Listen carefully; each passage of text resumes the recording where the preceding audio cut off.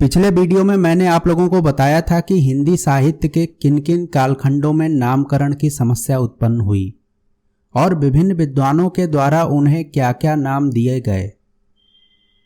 हमारा आज का टॉपिक है हिंदी साहित्य इतिहास लेखन की परंपरा।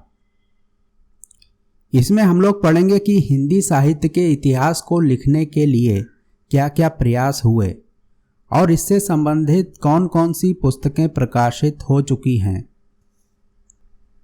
औपचारिक रूप से हिंदी साहित्य के इतिहास लेखन की शुरुआत 19वीं शताब्दी से हुई, किंतु भक्ति काल में हमें कुछ अनौपचारिक प्रयास दिखाई पड़ते हैं।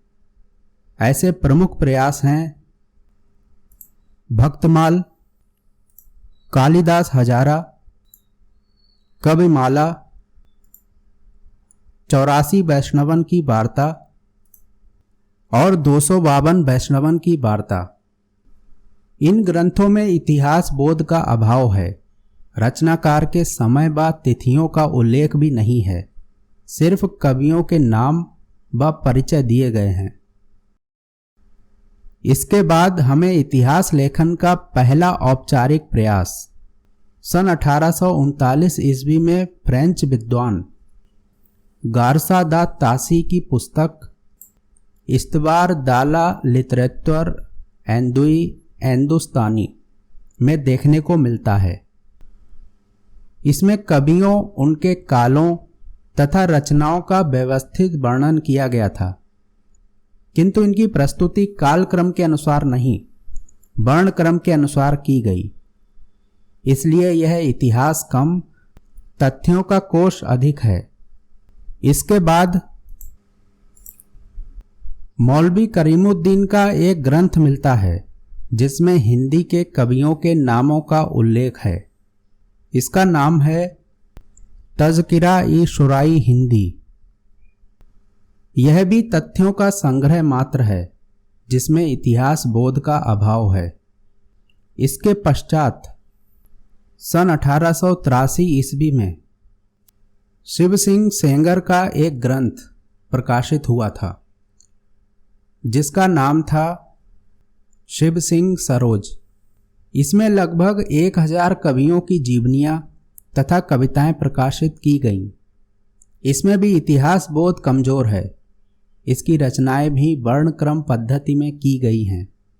इसके बाद इतिहास लेखन का पहला परिपक्व प्रयास सन 1888 ईस्वी में जॉर्ज ग्रियर्सन की पुस्तक the modern vernacular literature of northern Hindustan में देखने को मिलता है।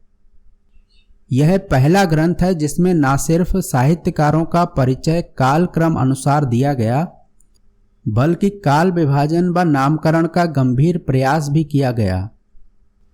विभिन्न युगों की ऐतिहासिक स्थितियों व साहित्यिक प्रवृत्तियों का विश्लेषण भी इसमें मिलता है। इसके बाद मिश्र बंधुओं के ग्रंथ मिश्र बंधु विनोद में इतिहास लेखन की झलक मिलती है। इस ग्रंथ को 4 खंडों में लिखा गया था। प्रथम 3 खंड सन 1913 ईस्वी में प्रकाशित हुए। चौथे खंड को सन 1934 में प्रकाशित किया गया। इस ग्रंथ में लगभग 5000 कवियों के जीवन व साहित्य का वर्णन है। इन्होंने इसमें तथ्यों की प्रामाणिकता का विशेष रूप से ध्यान दिया है। इस ग्रंथ का महत्व एक बृहद व प्रामाणिक तथ्य कोश के रूप में है, न कि इतिहास बोध से संपन्न ऐतिहासिक ग्रंथ के रूप में। इसके बाद नाम आता है आचार्य रामचंद्र शुक्ल का। इन्होंने अपनी पुस्तक हिंदी साहित्य का इतिहास में इतिहास लेखन का सफल प्रयास किया। मूल रूप से यह पुस्तक नागरी प्रचारणी सभा के ग्रंथ हिंदी शब्द सागर की भूमिका के रूप में लिखी गई थी, जो सन 1929 में प्रकाशित हुई थी। इसमें शुक्ल जी की इतिहास दृष्टि पूर्णतः स्पष्ट, परिपक्व व विकसित है। शुक्ल जी के बाद जिस विद्वान ने हिंदी साहित्य इतिहास की परंपरा को सर्वाधिक प्रभावित किया, वे हैं आचार्य हजारी प्रसाद द्विवेदी। साहित्य इतिहास संबंधी इनकी 3 पुस्तकें प्रकाशित हुई। हिंदी साहित्य की भूमिका, हिंदी साहित्य का आदिकाल और हिंदी साहित्य का उद्भव व विकास।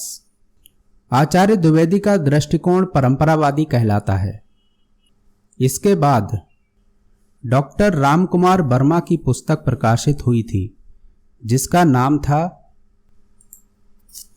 हिंदी साहित्य का आलोचनात्मक इतिहास। इसमें 750 ईस्वी से लेकर 1750 ईस्वी तक का इतिहास है। इन्होंने भक्ति काल की धाराओं के कठिन नामों को सरल बनाया, जैसे निर्गुण ज्ञानाश्रयी धारा को संत काव्य कहा व निर्गुण प्रेमाश्रयी धारा को प्रेम काव्य कहा। फिर गणपति चंद्र गुप्त ने एक पुस्तक लिखी जिसका नाम था हिंदी साहित्य का वैज्ञानिक इतिहास। इसमें पहली बार वैज्ञानिक पद्धति को अपनाया गया था। इसके बाद डॉक्टर नगेंद्र के द्वारा एक पुस्तक संपादित की गई जिसका नाम था हिंदी साहित्य का इतिहास। संपादित होने के कारण इसमें इतिहास बोध की समस्या बनी हुई है, क्योंकि विभिन्न लेखकों की इतिहास दृष्टियां अलग अलग हैं। किंतु तब भी यह प्रयास अवश्य दिखता है कि यथासंभव एक ही दृष्टिकोण का पालन किया जाए। इसके बाद डॉक्टर बच्चन सिंह के द्वारा एक पुस्तक लिखी गई, हिंदी साहित्य का दूसरा इतिहास। फिर डॉक्टर रामविलास शर्मा की साहित्य इतिहास लेखन से संबंधित 4 पुस्तकें प्रकाशित हुईं। ये पुस्तकें थीं महावीर प्रसाद द्विवेदी और उनका युग, निराला की साहित्य साधना, प्रेमचंद और उनका युग और भारतेंदु और हिंदी नवजागरण। रामविलास शर्मा ने अपने इतिहास लेखन में मार्क्सवादी दृष्टिकोण अपनाया। फिर डॉक्टर विश्वनाथ त्रिपाठी की पुस्तक हिंदी साहित्य का संक्षिप्त इतिहास प्रकाशित हुई। यह अति संक्षिप्त क्लेवर में लिखित एक सुलझा हुआ इतिहास ग्रंथ है जो नए पाठक में आधारभूत समझ पैदा करने में सक्षम है। इसके बाद नागरी प्रचारणी सभा द्वारा संपादित एक पुस्तक प्रकाशित हुई जिसका नाम है हिंदी साहित्य का बृहत इतिहास। यह नागरी प्रचारणी सभा की व्यापक परियोजना है जिसमें 16 खंडों में हिंदी साहित्य का विस्तृत इतिहास लिखा गया। तो ये थे हमारे इतिहास ग्रंथ। आज मैंने जितने भी इतिहास ग्रंथों के बारे में बताया है, एग्जाम के पॉइंट ऑफ व्यू से तो यह महत्वपूर्ण है ही। इसके साथ ही यदि आप हिंदी साहित्य की विकास यात्रा को समझना चाहते हैं तो इन्हें अवश्य पढ़ें।